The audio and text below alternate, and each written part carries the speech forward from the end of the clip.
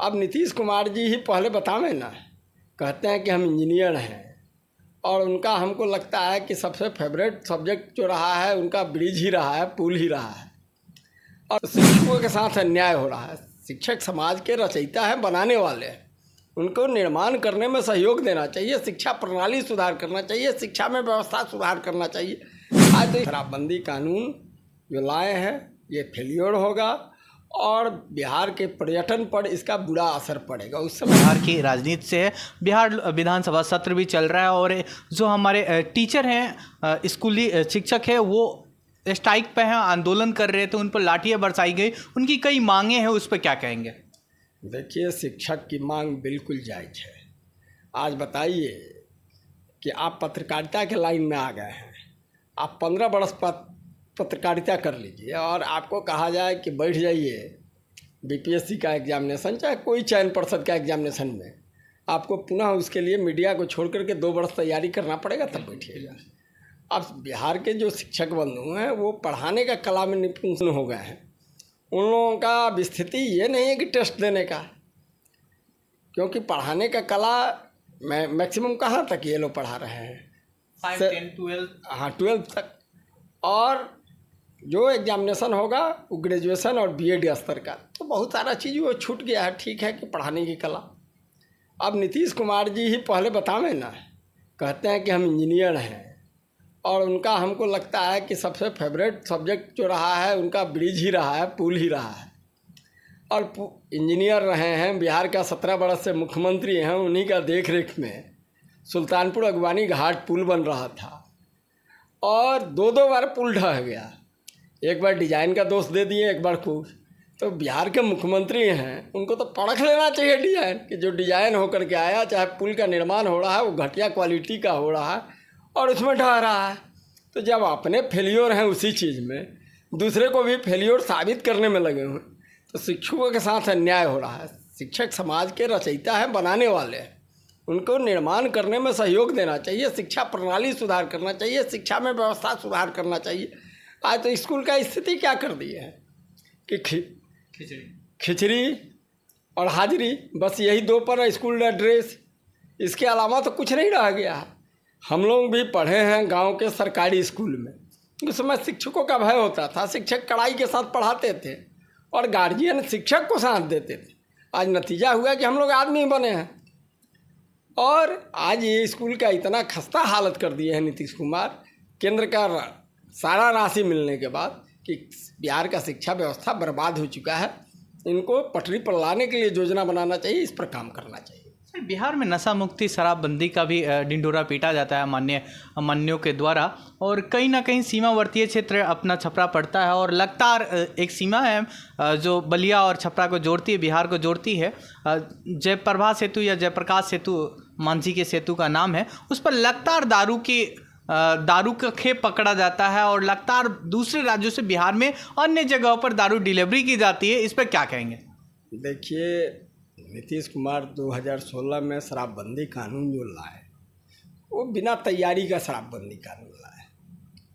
शराबबंदी कानून पर ना विधानसभा में बहुत चर्चा हुआ, ना बिहार में उसके लिए जो इंफ्रास्ट्रक्चर होना चाहिए उसको भी तैयार नहीं किया। बिहार में एक्साइज डिपार्टमेंट के पास लिमिट संसाधन है, फोर्स का साधन बहुत कम है। हमने उस समय फेसबुक मेरा पोस्ट 2016 का खोल करके देखिएगा, हमने लिखा कि शराबबंदी कानून जो लाए हैं ये फेलियर होगा और बिहार के पर्यटन पर इसका बुरा असर पड़ेगा। उस समय भी हम लिखे। आज उन्होंने खुद इस कानून को फेलियर किया है। सबसे अधिक सत्ता पक्ष के लोग शराब के स्मगलिंग में लगे हुए हैं और बिहार का बॉर्डर चारों तरफ से खुला हुआ है।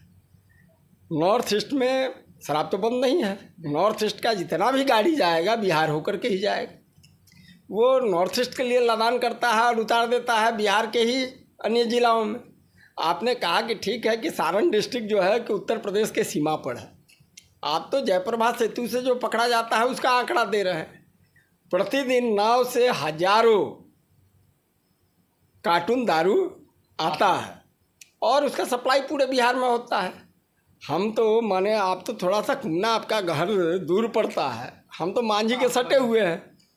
जो मांझी ब्लॉक के बगल से रोड आती है और उसको जहाँ नहर क्रॉस करता है प्रतिदिन रात भर दारू का वहाँ अड्डाबाजी होते रहता है। दारू आता है गाड़ी से, दूसरे गाड़ी पर दिया जाता है, यूपी का गाड़ी लाद करके लाता है। थाना पुलिस प्रशासन और सरकार के लोग मिले हुए हैं और सरकार को होश नहीं हो रहा है। अभी आपने देखा कि कितना जहरीली शराब कांड से लोगों का मौत हुआ। छपरा उसमें सबसे आगे रहा, गोपालगंज रहा और तमाम जगह है, मुजफ्फरपुर रहा, लेकिन सरकार चेत नहीं रही है।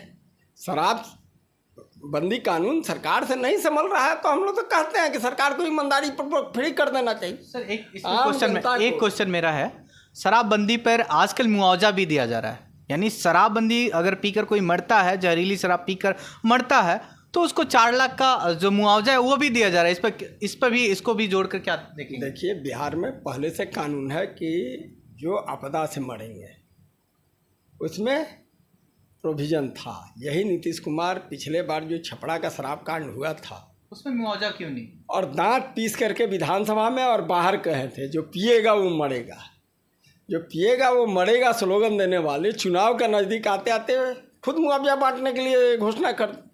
तो देखिए, मुआवजा जो बिहार के लोग हैं, मान लें कि आप ठीक है कि आप परिवार का मजदूरी कर करके ही परिवार चलाते हैं, 400-500 रुपया पर डे दहाड़ी कमाते हैं, 100 रुपया खा पी जाते हैं, वो भी हम एक्सेप्ट करते हैं कि है गलत, लेकिन 400 रुपया में तो परिवार चलाता है। बिल्कुल।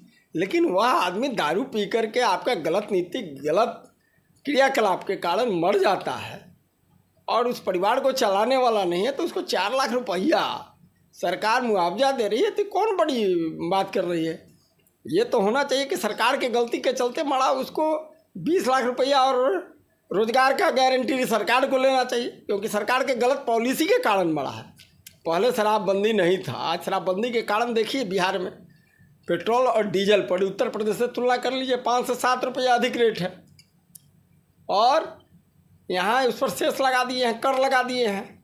आम व्यक्ति का जेब को ढीला कर रहे हैं, महंगाई का रोना ये लोग रोते हैं और महंगाई लाद रहे हैं। शराब तो पहले लिमिट लोग पीता था, उसका जेब ढीला होता था, लेकिन आम जनता पर ये कर्ज लाद दिए हैं, इसका तो भरपाई इनको करना पड़ेगा और जनता में स्पष्ट करना पड़ेगा। तो नीतीश कुमार दारू और बालू से समानांतर माफिया बिहार में तैयार करते हैं, बिहार को अर्थव्यवस्था को चौपट कर रहा है, बिहार का आम जन लूटे जा रहे हैं। ये नीतीश कुमार को इस पर माफ़ी मांगनी चाहिए जनता से, और बिहार की जनता निश्चित रूप से अगले लोकसभा और विधानसभा में इनको मजा चखाएगी।